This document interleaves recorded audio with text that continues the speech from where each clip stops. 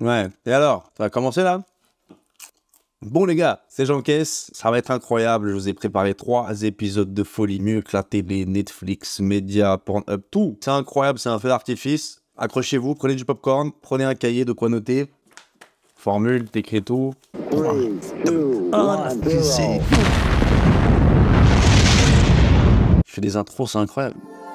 Ok, épisode 1, c'est la volonté d'apprendre et d'accepter le changement. Si t'es pas prêt à recevoir les informations, si t'es pas prêt à accepter le fait que tu dois changer, que tu dois apprendre des nouvelles choses, déjà t'es foutu. Tu dois accepter le changement, ça veut dire que tu dois prendre conscience de la volonté du fait que tu veux changer, que tu veux améliorer des points, que tu dois accepter que sur certains points, du coup, t'es pas forcément le meilleur, t'es pas forcément bon, et tu dois accepter que tu ne sais pas faire la chose. Là, tu pourras commencer à apprendre. Mais tant que tu penses que tu sais, tu crois savoir, ouais mais j'ai déjà vu, ouais non mais je sais de quoi tu parles, ouais non mais je sais, bah ta faculté d'apprendre elle est nulle, elle est zéro, elle est inexistante. Peu importe l'information de qualité que tu vas recevoir, t'es pas prêt à l'accepter, t'es pas prêt à apprendre, et donc ça sert à rien. C'est le premier point super important, c'est d'accepter le changement et d'être prêt à apprendre. En quelque sorte, tu dois reprogrammer ton cerveau et il y a certains paramètres dans ton cerveau qui ne veulent pas changer. Certains réglages, pour toi, ils sont bons alors qu'ils sont mauvais. Et du fait que tu penses qu'ils sont bons,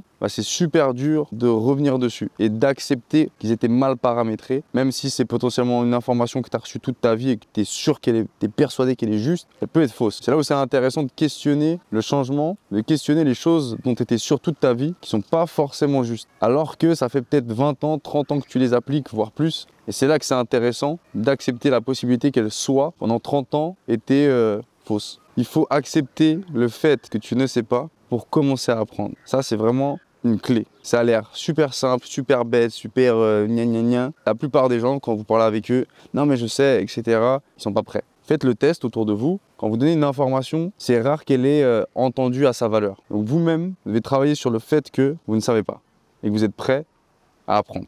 Troisième point, le pouvoir des habitudes. Une habitude, qu'elle soit bonne ou qu'elle soit mauvaise, elle va engendrer, on va dire, un résultat, un effet boule de neige à force de le faire. Donc si c'est par exemple une mauvaise habitude comme manger mal, alors forcément les premiers jours, imagine maintenant je commence demain à mal manger, bah sur la première journée, à part quelques effets de problèmes digestifs ou je sais pas de baisse d'énergie, je peux me dire ouais ça va. Une fois, 2 fois, 3 fois, ça va. Je peux faire la fête, je peux boire, je peux fumer, si ça va de temps en temps, je ressens pas trop. Et en fait c'est cette accumulation de fois qui au bout d'un an, 2 ans, 3 ans, va faire le fait que cette mauvaise habitude va te faire une certaine maladie, des certains problèmes dans ta vie, des manques de résultats dans certains des objectifs que tu avais. Et toi, tu vois pas l'habitude, la problématique qu'elle a créée sur le temps. C'est pareil pour les bonnes habitudes. Certaines bonnes habitudes, tu vas la faire. Pendant une semaine, tu vas dire « Ah, ouais, mais ça change pas grand-chose. Ouais, mais ça marche pas vraiment. J'ai été au fitness pendant 2 heures, j'ai pas vu de résultat. » Tu vas le faire pendant 1 mois, 2 mois, 3 mois, 6 mois, 1 an. Et là, tu vas commencer à voir que cette habitude-là, qui au début n'avait pas forcément porté ses fruits ou apporté du résultat, t'a fait changer. Et c'est ça en fait le pouvoir des habitudes, qu'elles soient bonnes ou mauvaises, souvent elles prennent du temps à donner le résultat. Et c'est pour ça qu'il faut mettre son énergie dans les bonnes habitudes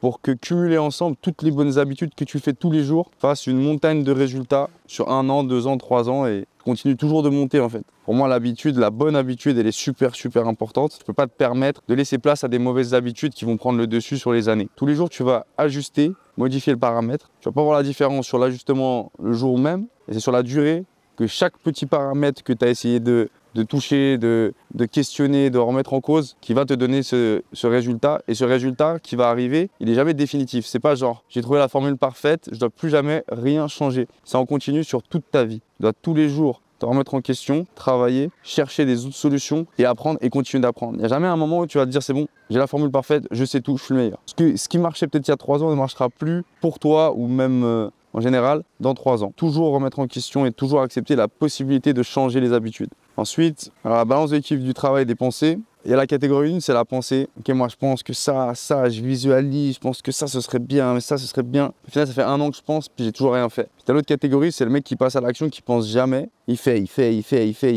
mais pas vraiment avec une bonne réflexion. Donc en fait, il fait que d'exécuter, que de faire, que de travailler, mais sans la réflexion, il n'a pas non plus les résultats.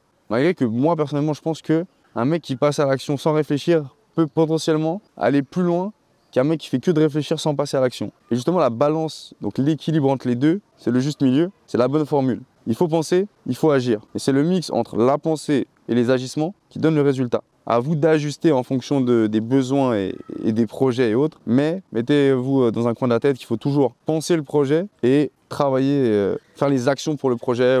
Et c'est le mix entre les deux qui va donner le résultat. Mais je pense quand même qu'un mec qui pense pas trop mais qui agit peut aller plus loin. Le mec qui va faire que de penser, c'est un peu le mec qui... En fait, il va jamais rien faire. Puis même quand il commence à faire quelque chose, ouais, mais est-ce que c'est assez bien? Ouais, mais je suis pas trop convaincu. Ouais, non, mais j'ai pas encore lancé. Je pense que... Non, fais, pense, améliore, fais, pense, améliore. Et voilà, tu as cette dynamique de chaque fois je consacre un moment pour penser et améliorer et un moment pour exécuter. Et en exécutant, je m'aperçois des changements à faire et là, je repense. Et comme ça, on est dans une bonne dynamique. Alors ça, c'est un point super important, les gars. Qui écoutez-vous? On a tendance, déjà il y a beaucoup de bruit dans la vie de tous les jours. Tout le monde a tendance à donner son putain d'avis. Les gars, on vous a pas demandé de votre putain d'avis. Si moi j'ai besoin d'un avis, je le demande. Et moi je le donne pas à quelqu'un qui ne le demande pas. Donc mon avis, il aura de la valeur et de l'importance si on vient me le demander. Au même titre que le vôtre, si on vous le demande pas, ne le donnez pas. Ok? Et l'important dans qui vous écoutez, imaginez une personne qui vous conseille sur un résultat que vous aimeriez ou une performance ou un objectif et il donne son avis. Mais le mec, il n'y connaît rien ou il n'a rien fait. Parce que tout le monde donne son avis. On peut demander, je pense qu'on peut avoir l'avis de tout le monde sur des choses qui... Les gens aiment bien donner des avis sur des choses qu'ils ne maîtrisent pas, qu'ils ne connaissent pas. Ça, c'est incroyable. L'important, c'est de uniquement prendre, on va dire, les versions ou les paroles ou les avis des personnes qui ont ou qui ont déjà fait ce que vous voulez faire. Donc, je te donne maintenant un exemple. Imagine, tu veux faire, je sais pas moi, avec un business sur Internet, tu veux faire 1 million et tu vas demander l'avis à ta mère ou à ton père ou à la caissière du coin. Bah, selon quoi elle va même donner son avis. Mais son avis, il n'est pas utile, il n'est pas qualitatif. Parce que la personne n'a pas fait ce que toi tu voulais. Tu es obligé à un moment donné d'aller vers une personne qui a déjà fait ça. Et là, tu auras un avis utile et concret. C'est pareil pour le sport. Tu veux perdre 20 kilos, bah, en général, la meilleure personne qui va pouvoir te donner ça, c'est pas une personne qui est grosse, c'est une personne qui a déjà perdu 20 kilos. Ou tu veux être super balèze, ben, tu vas demander l'avis d'un bodybuilder. Tu vas pas demander l'avis de ton pote qui a un corps de l'âge et puis qui mange mal tous les jours au fast-food. Tu vas dire non, mais t'inquiète, fais ça au fitness, fais cet exercice-là.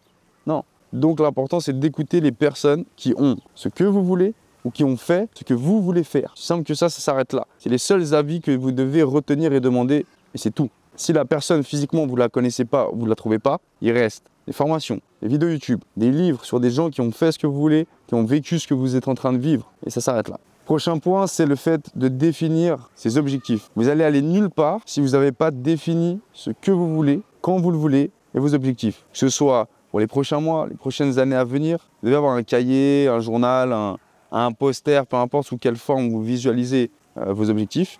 Et vous devez avoir des objectifs précis de ce que vous voulez atteindre. Que ce soit au niveau famille, au niveau argent, au niveau travail, au niveau sport, corps sain, nourriture, arrêter certaines addictions. Elles doivent être clairement définies, notées, et vous devez tous les jours potentiellement visualiser ces objectifs. Comme ça, en vous réveillant le matin, vous savez pourquoi vous vous réveillez. Si tu n'as pas vraiment d'objectif, à tout moment, tu vas vite lâcher, tu vas dire ouais, mais de toute façon, ouais, mais tranquille, on verra l'année prochaine, mais je sais pas vraiment. Non, je sais pourquoi je me lève, je sais où je vais, je sais pourquoi je vais là-bas, je sais ce que je veux, et tout est noté et clair. La première étape de toute construction de projet, c'est de définir ce que vous voulez, vos objectifs, et ensuite c'est d'avoir un désir ardent, donc de vraiment être accroché à ces objectifs, d'avoir faim, quoi, de vouloir vraiment tous les jours vous battre pour ça. Ça devient une sorte de compétition, de guerre avec vous-même et vous ne lâcherez pas. Peu importe qui est autour de vous, fait du bruit, vous raconte ci, non. Moi, mon objectif, il est comme ça, j'ai des œillères. C'est comme le cheval, quand le cheval de course, il est en compétition en course, ils mettent des sortes d'œillères pour que le cheval il puisse uniquement voir tout droit. Comme ça, il n'est pas perturbé par que ce soit la foule, le public, les autres chevaux qui courent avec lui. Il court tout droit. Il va vers son objectif et rien ne peut le déstabiliser. Bah, vous devez faire exactement la même chose que le cheval. C'est mettre des œillères, une sourdine, un casque et il n'y a que vos objectifs. Et aussi si les personnes avec qui vous fréquentez, vous traînez, vous sortez, peu importe, ils ne vont pas dans le sens de vos objectifs, ils ne sont pas sur la même route, ils ne sont pas sur les mêmes rails, ils ne sont pas dans le même train, ils vont faire que vous ralentir. Je te donne un exemple simple. Quand ton objectif, peu importe lequel c'est ça, pose-toi chaque fois la question qu'on te propose quelque chose, que ce soit un business, une activité, une sortie ou autre, est-ce que ça va dans le sens de l'objectif que je me suis fixé? Je me suis fixé l'objectif d'avoir un meilleur corps. Mon pote m'appelle, ouais gros tu fais quoi? Viens, on va à un KFC, on va au McDo. Tu poses ça sur papier ou dans ta tête. Est-ce que aller au McDo rejoint l'objectif d'avoir un meilleur corps? Non. Tu refuses la proposition? Oui. tu acceptes la proposition. C'est aussi simple que ça, il n'y a pas d'autres possibilités. Ça, c'était les points pour moi par rapport à l'épisode 1 qui sont vraiment importants, qu'il faut peut-être écouter plusieurs fois, qu'il faut comprendre, qu'il faut peut-être noter dans votre cahier ces points-là. Vous pouvez alimenter ce que j'ai dit à votre façon, rajouter des idées que vous avez par rapport à ces points, des réflexions que vous avez eues. Ah, c'est vrai ça, ouais, mais j'ai vécu ça peut être pas mal. Notez-le. Prenez un maximum de notes sur votre cahier, relisez-les. Le fait d'écrire aussi, ça va vous permettre de mieux faire rentrer ça dans vos têtes. Parce que là, forcément, c'est peut-être des nouveaux points. Ils sont comme ça balancés rapidement, mais ils ont beaucoup de valeur. Donc, il faut vraiment les prendre un par un et les comprendre. Ça, c'est la première chose. Les accepter, les appliquer. C'est simple que ça. Je vais vous mettre un lien à la fin de cet épisode-là que vous pouvez voir en dessous. Kevin Trudeau, c'est un entrepreneur américain qui a fait beaucoup de conférences, Je pense qu'il y a beaucoup de bons à retenir de ses conférences et même de ses livres. Donc, je vais vous mettre un lien. À l'époque, c'était des CD, il n'y avait pas encore les formations, tout ça. Donc, le mec faisait des audios, il n'y avait pas encore ce matériel vidéo, YouTube, etc. Et lui, il vendait un pack de 14 CD où il vous apprenait concrètement ce qu'il savait, lui, en termes financiers, business, habitudes, mindset, etc. Et je pense que ces 14 CD, ils sont d'une valeur incroyable. Ça reste dans le temps, c'est fonctionnel, ça a écouté, il y a du bon à prendre. Il faut quand même prendre des pincettes, il y a quand même pas mal de choses où il faut faire attention parce que ça reste un entrepreneur qui vendait quand même des formations et qui avait un but financier derrière de vous vendre ça il avait quand même un but pour lui. Il ne l'a pas fait par sympathie, mais je pense qu'il y a beaucoup de valeurs et beaucoup de choses super importantes qu'il a dit. Du coup, je vous invite clairement à vous mettre les 14 CD en boucle. Il y a aussi une version papier si vous préférez la lire. Sur Amazon, le livre est disponible. Et renseignez-vous et commencez à comprendre l'information qu'il a donnée sur ces 14 CD. On se voit dans l'épisode 2. Il suffit de cliquer sur le lien pour accéder à l'épisode 2. Et moi, j'ai profité de la piscine. Tout va bien se passer. Le cadre, les amis, regardez le cadre. C'est qu'une question de cadre. Quelle chaise? Cette chaise est incroyable, les gars. Je vous invite aussi à investir dans une chaise de camping de luxe parce que avec ce format-là pour lire, vous avez l'ombrelle, les gars.